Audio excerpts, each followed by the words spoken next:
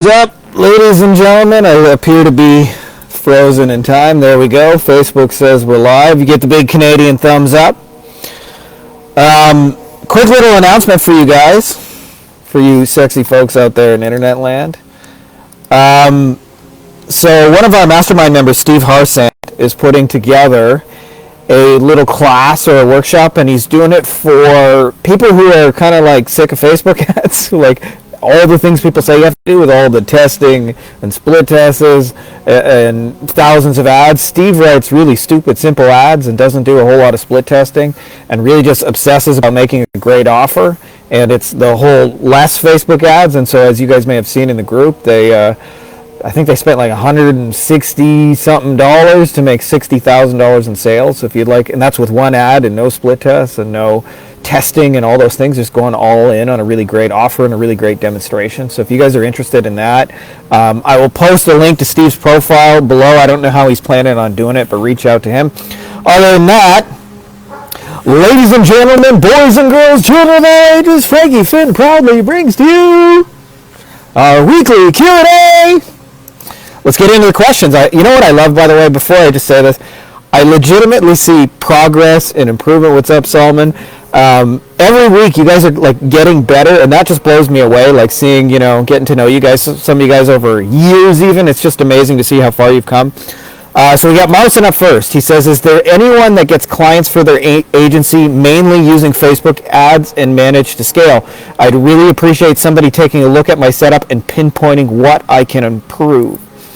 Marcin, so I have scaled in one of my 3 agencies using Facebook ads, and I'll tell you the problem that happens after you get to that point is Facebook can shut you down or ban your ad account really, really fast, so it's a lot of eggs to have in one basket. So I'm not by any means telling you what to do, but if I could go back, I would diversify into more baskets. Like, I wouldn't say Facebook was 100% of our business when we were scaling, but it was probably like a good 70-80%.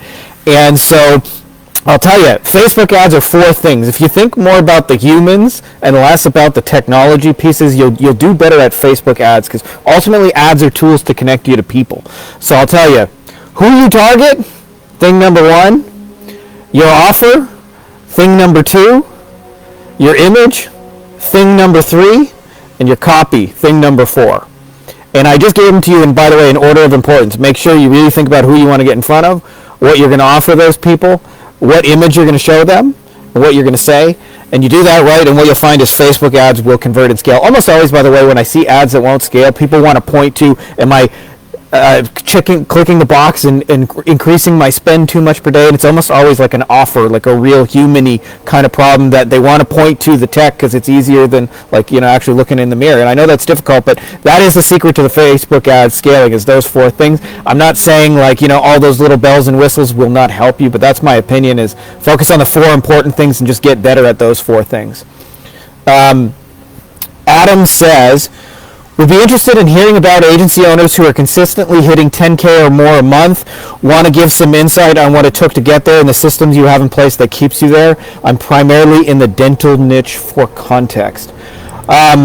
Adam, I don't know if I would actually personally, for me, the word 10K and scale don't go together, because we're talking in the agency space, one of the beautiful things is if you got a $2,000 a month offer, we're talking about 5 clients. If you got a $5,000 or $10,000 a month offer, then we're talking about 1 or 2 clients. If you've got a $1,000 a month client, then we're talking 10. So I don't know if I personally consider 10 scaling. I definitely, for me, that number looks more like 50 or 100. Having said that, if you want to consistently get to 10K and you're not there now, then almost always it's the simplest thing in the world, which is you got to take a real good offer and put it in front of real good people in your market, the people who are most likely to spend the money. And I know people are looking for some top secret script and all those things, but it's really not there. It's you got to take what you have and offer it to a real human being and risk the rejection and all the things that come with it.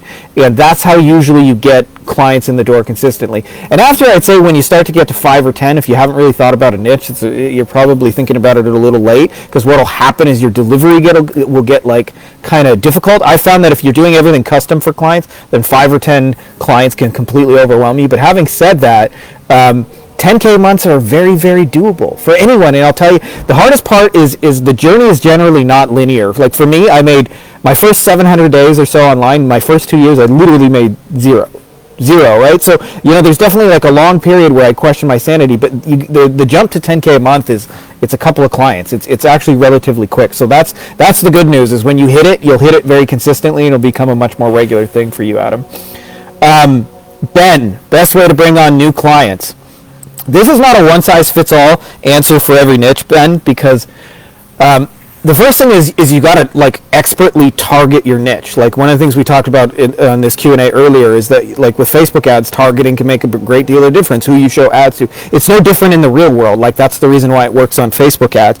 And so I like to target really simply people who I know are spending money today in my niche. I know that sounds really simple, but I don't have to guess that they have money or budget because I can see them already spending money. So that's our biggest qualifying criteria, is we want to know, like, the clients are actively, valuing doing that, spending money. Now, here's the deal. Each niche hangs out in different places. So if I'm like trying to reach e-commerce people, they hang out a lot in Facebook groups. There's a lot of like Facebook e-commerce and Shopify kind of groups. So I would go there because they're there. Right, but if I'm trying to reach a dentist, I might go to the dental association. I might go to some real-worldy thing where dentists hang out, right? Like when we used to get to plastic surgeons, most of our clients came from the fact that we went to all the plastic surgery conferences that were relevant. And so we would meet all the plastic surgeons and the players in the niche, right? I call them the redneck niches, like, the contractors and the roofers and the concrete guys and those kind of people, they tend to hang out a lot in the real world. Some of them aren't even on Facebook yet. They still don't have emails or barely know how to check them. So like you got to meet those people in the real world. So the best place to find and sign clients is wherever your niche hangs out already. Wherever the people who spend money in your niche are that hang out already. So I can't give a one-size-fits-all answers, but I'll tell you 3 of my favorite places. Facebook groups are one place. Real world conferences and events are another. And there was one more I was thinking about. Just looking like who's spending money on Google Ads in my niche is another way to find them. I'm just like, I look at who's spending money and I contact those people by direct mail, usually. Nikhil says, for all the people who charge a revenue share of the sales they bring to appointment-based business, salons, dentists, chiropractors, how do you track the revenue generated and make sure you're paid the correct amount? Usually sales in these businesses are not over a CM, so how do you track it?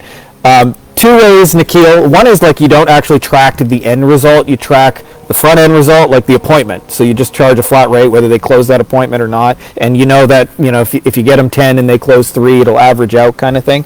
That's probably the easiest way to do that because there's a lot of trust involved with local businesses, and usually they don't know their numbers, so it's not like they can even give them to you because they don't know. But the other second thing is have a clear and specific offer, and it makes your tracking really easy. Like for example, we've had people in the restaurant niche where they run a campaign and the person coming in gets a free dessert, right? Well, if somebody comes in and says, I want my free dessert, it's pretty easy to track that, right? Everybody who asked for the free dessert came from that campaign. So if you have a specific offer, you can measure the actions that are taken on that. Having said that, if you're going to do like straight revenue, I would suggest, the best way to do that is actually when you're working on their back end and multiplying, because part of the revenue share thing is you're doing it for like easy wins of clients, which is almost always working with the resources they already have and their customer list. So that's a whole separate discussion. I won't go off too far on a tangent, but the best thing to do in your case is either have a really specific offer that's easy to track, or as mentioned, what was the other thing I said? I'm blanking on it right now. Okay, sorry. I'll come back to it in a minute. So this one's from Nathan. Nathan says, the cold outreach script I use for LinkedIn, how would you improve this? Getting decent replies, but struggling to actually book them in. So this is his message, which I can read here. It says, hi, Tom. I work with a couple solar companies in Australia, New Zealand. We can get 5 to 13 installations every month. Our client in New Zealand gained 9 new installs, $17,000 in profit in under 2 months. Would you like to know your estimated ROI? Nathan, your solar buddy. So Nathan, here's the deal with that is if they're replying to the first message and it's breaking at the second message, it's actually your second message that's broken.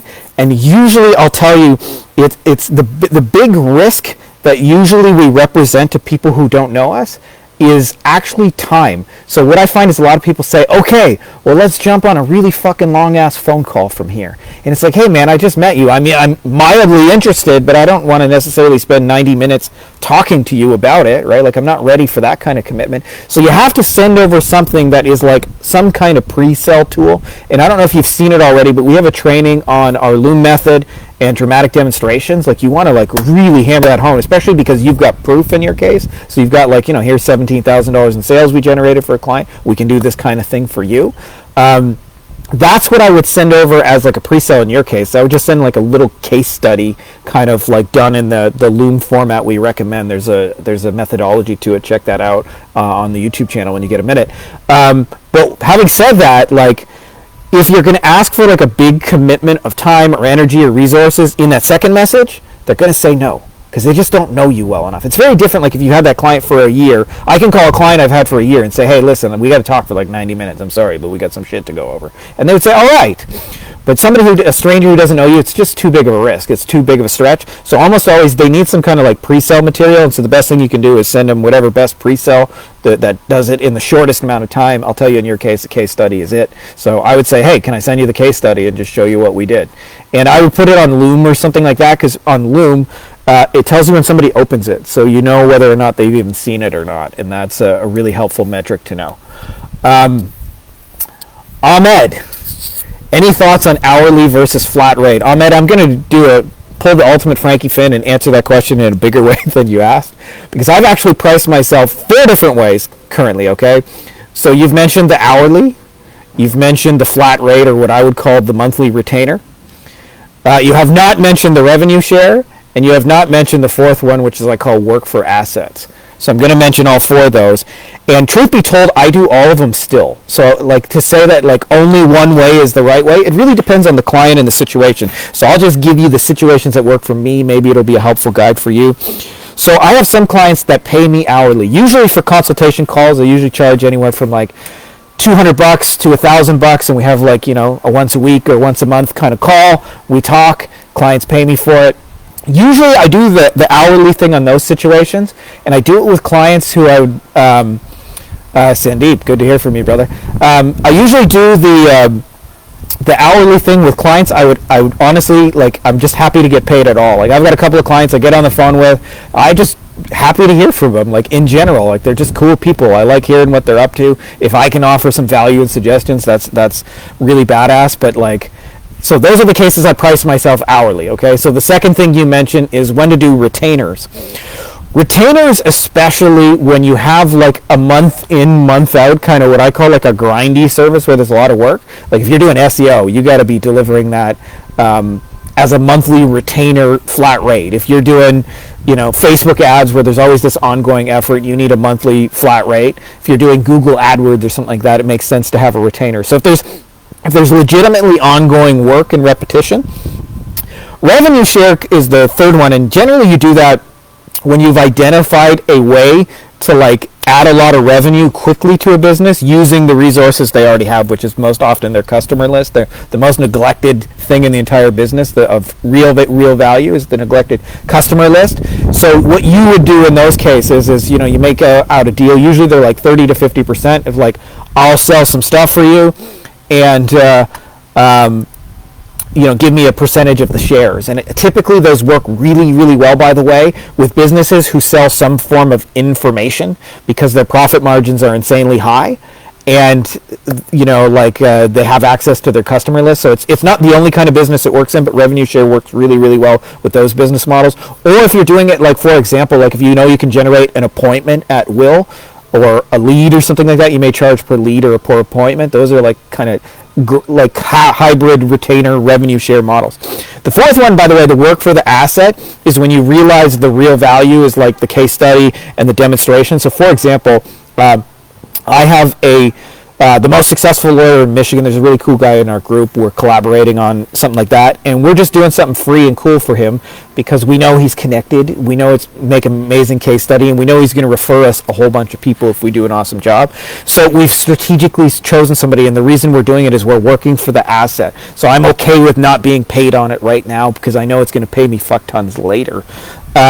if the whole arrangement is successful, which obviously I think it will be because I've hand chosen kind of the right person for it.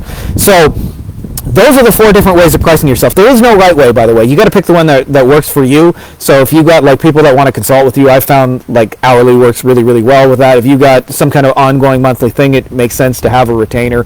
If you have like an obvious client list you can use that you can generate some business, then a revenue share would work. And then working for the asset, that's when you get really, really strategic. The Godfather. Not really The Godfather, just an old truck. By the way, Rob, I saw your fucking awesome messages, and I haven't had a chance to respond because the kids were here being crazy, but I'm so stoked for you, dude. George says, who here has the best referral campaign for home service contractors? Even better if it is specifically roofing. We'll pay money for campaigns with proven results. George, I don't necessarily have something that's roofing specific, but I can give you some like general how-tos on referrals that'll help you create your own. And when you can create your own, you can do them at will. I don't know if there's one like best referral campaign because they can always be improved on it. But I'll tell you there's 3 ways businesses try and get referrals. Way number 1 is called the hope and pray method. They go, I hope that if I just really do a good job, then they'll just come to me. And rarely does it work like that in real life. Method number 2 is they ask, hey, do you know anybody? Give me a referral.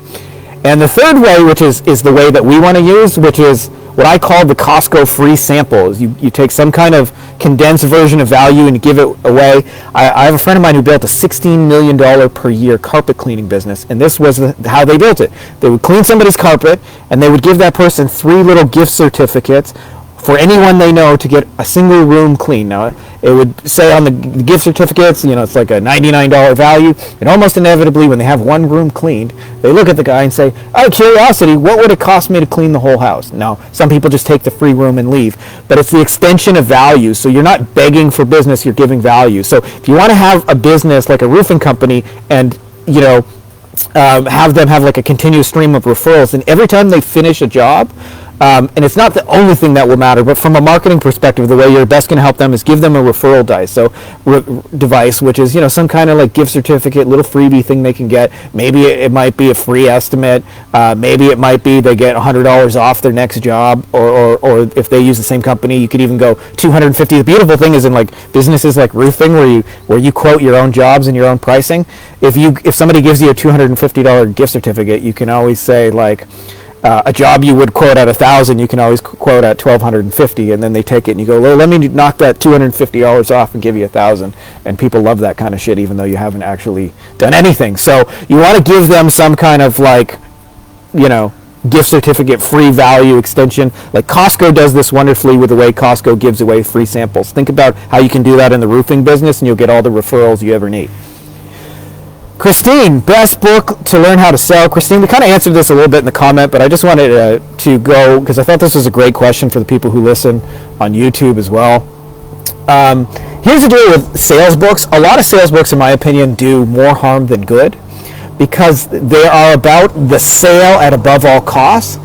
And what ends up happening is there's a lot of techniques that work that nobody tells you are actually a bad idea. I'll tell you when I experienced this. I first learned some kind of like manipulative sales techniques. I used them. I didn't feel great about it. And I would get clients, and those clients would like almost always like kind of like want refunds and be a pain in the ass later because they didn't feel good about the sales process either. So I'll give you my first a really big client I got with a white label agency. We used to have refunds galore, and the reason wasn't because we had a bad service, it was just the way it was sold. So we would meet a plastic surgeon at a conference, and we'd shake hands, and we'd all talk about it. The next time he was in that city, and he traveled a lot to like little conferences and things like that, he would literally just walk into that practice, and he wouldn't leave until they bought a website. Like for real, they would not leave until they bought a website. So just imagine that. And this is like an unplanned visit. Like this guy just walks in your office and you say, I'm busy right now, can you come back later? And he says, no, I'm not leaving until you buy a website. I'll wait in the waiting room, but I'll wait till the end of the day, but you're buying a website. And so what would happen is we would sign clients, but they weren't always happy about the arrangement, and they felt like they were kind of pressured into it, obviously. Sandeep has mentioned Sell Like Crazy. I know that I've seen the ads for Subi or whatever his name is, but I haven't actually read that book. So anyway, My best suggestion is Neil Rackham's spin selling, and this is for a different ideological selling. It's where you sell like ethical value, and you help people, and you do this in a way where you're helping them solve their real world problems and delivering value by like actually being valuable. And so that's like selling done in an integrity sense. I think it's the best book on that. There's a lot of people who sell good stuff on that. I would think Kevin Nations come to mind, a mentor of mine, Travis Sago. There's a lot of like really good ethical kind of sales stuff. But part of what I wanted to say is some of this you just have to learn by doing. You have to learn by actually getting in front of people and trying things. You can't like, there's a book, I haven't read it yet, but it's something like you can't learn to ride a bike in a seminar, and that's the kind of idea. Is like you have to get out there and actually be in front of clients, try some things, and then calibrate your strategy. There's no magic secret. It's like learning to ride a bike. Like sometimes you're just going to fall off the bike and try shit that doesn't work. But having said that, best book in my opinion, Neil Rackham's Spin Selling. Mawaz says, how do you manage client expectations correctly from the start without guaranteeing results or your money back? This is easier than most people think, Mawaz, because clients don't actually want their money back. They just want the thing to work. Like if you're selling SEO and you ask your client whether they wanted their money back or they wanted to actually just get up there and Google and get some business, they would say, I'd rather get up there and Google and get some business. So I'll tell you, if you're going to offer guarantees, actually performance-based guarantees go a lot further, and be selective about who you make those performance guarantees to. Having said that, the expectations thing, this is such an important thing because clients don't actually know what we're supposed to do. Like they have no benchmark for SEO, no benchmark for AdWords, they have no benchmark for web design, they have no benchmark for Facebook ads. Like we're largely dealing with people who know less than we do, and so much of it is setting expectations for what you can achieve. Sabri Subri, that's the guy. Thank you, Cindy. So here's the deal with that, is expectations are 4 things. What results are we going to hit? And it helps if you can like point to a specific number somewhere that's going to show whether we were successful or not. Second thing is the timeline, and be real about this. Like if it's going to take you 12 months to rank a website, then be honest with them and tell them 12 months. Then also the costs involved, and this you have to be really specific. Like if you're spending on Facebook ads, you want to tell them like, hey, you're going to get a bill from Mark Zuckerberg every like $25 or something like that in the beginning. So you want to be really upfront about the costs and the communication. If you set the framework in those 4 things, if a client knows what results we're looking to do, how long it's going to take, how much it's going to cost, and what we're going to communicate back and forth to know how we're doing in that progress of that journey, you would be amazed. Clients behave. Now, having said that, the longer your deliverable takes to work, the more important expectations become. So like if you have a deliverable like SEO where it takes 12 months to see like a meaningful result in a major US city, then you got to do lots of expectation setting. If you have a client that like you're going to run a little referral campaign and you'll know in a day or 2 whether it works, you can get by with pretty minimal expectations. Though I would still get good at this either way because it'll make your clients just a lot more fun to work with, and they'll know better what to expect from you. Brian says, for a digital marketing agency, what should the net profit be percentage-wise? Thank you. I decided to ask this question differently because the original question might be a bit suspicious for the people in this group, which I totally understand. In my defense, I'm used to hearing those numbers from business owners in the industry I'm in, but I forgot I wasn't posting in that group. Brian, it depends on what stage you're at in your agency. When you're stage 1 as a freelancer, where you're doing all the work, your profit margins should be at least 80% because you don't even really have ads to run, and you don't even have people to pay on the delivery side. When you get to stage 2, where you have like a team of people, and so therefore you're paying employees, your profit margins, I would say like keeping them above 50 is a healthy margin. Like I would say shoot for 50 is probably a better number. And as you get really, really big into agencies where you're talking like 250 kind of people in there, or 250 kind of clients, like really big, like 15-20% is a normal healthy margin. But I would say for most of you guys, 80% if you're a freelancer, 50% if you got employees. Those are good numbers to shoot for. If you're doing it where you're only making like 10-20%, which I know a lot of people are, like in my kind of experience, like what's the point if you can't earn a good living doing what you're doing, and there's so much work and all those things. So make sure you have some healthy margins, but those are kind of my guidelines on that. Melissa, what do you offer your clients for referrals? We're probably bad at that, Melissa. I know there's a lot of benefit to like giving them money or discounting them a lot, but we just do like a lot of personalized thank yous. So when they I have like a stock handwritten note that's ready to go that we send them out the door. I'll often record just like a little heartfelt video, a message, and those kind of things. I find those things actually work the best. People do it for the recognition more so than for the, hey, because I'm going to get a month off for sending you somebody. Having said that, I have seen the money thing work. So if you do that, I have seen like probably up to $250 off a month for referring somebody, and even having it so like if your clients send 7 people that you'll give them for free kind of thing is a really, really nice gesture in my opinion. But having said that, I just do the old-fashioned like heartfelt thank you. Ite, I hope I'm saying your name correctly. Dear agency geniuses, what do you all use for your SOPs? I'm looking for the best and easiest way to have SOPs for my VAs, assistants, and clients. I find Google Drive to be not so easy in this regard. Would love to hear what you use. Thanks in advance. For those of you guys who are familiar with that term, SOP stands for Standard Operating Procedure, and it is a way to organize your agency and stuff as you scale. I found there's not necessarily one single best tool, but when you use tools in congruence, it works great. So for the actual documenting of the process, either Google Docs or Loom, where you make it as a video form, and I'm doing the same kind of thing in both of those. Sometimes we'll have both, a Google Doc and a Loom video, but I tend to do more video because I'm just a video guy. So it's up to you which one of those is easier, faster, better, Loom or Google Docs. And then what you need is some kind of project management tool that can actually assign a person to it and put a deadline on it and track the progress and the execution of it. And so there's a lot of tools you can use for that. I personally like Asana because it's really simple for my like tiny brain. Like I know there's better ones that have more automation. I've heard about Monday. I've heard about ClickUp. I've heard about Trello. I've actually used Trello. Trello it's really good if you're visual, if you're like me where you just make old school to-do lists and you write somebody's name for who has to do them. That's how Asana works, so I found it very easy to use. But it's those two things. You need either a place to record the procedure and then a place to assign somebody to it, and it's the combination of those tools that make your SOPs work. That's all the questions we got. Just a little reminder, Steve Harsant is putting together something. I don't even know the details on it. I just refer you guys to Steve because he's fucking awesome. And I know his ads kick ass. And, you know, those kind of ads where, you know, they spend $161 to make $60K or something like that. And they're still running that ad, so I'm sure the numbers are bigger now.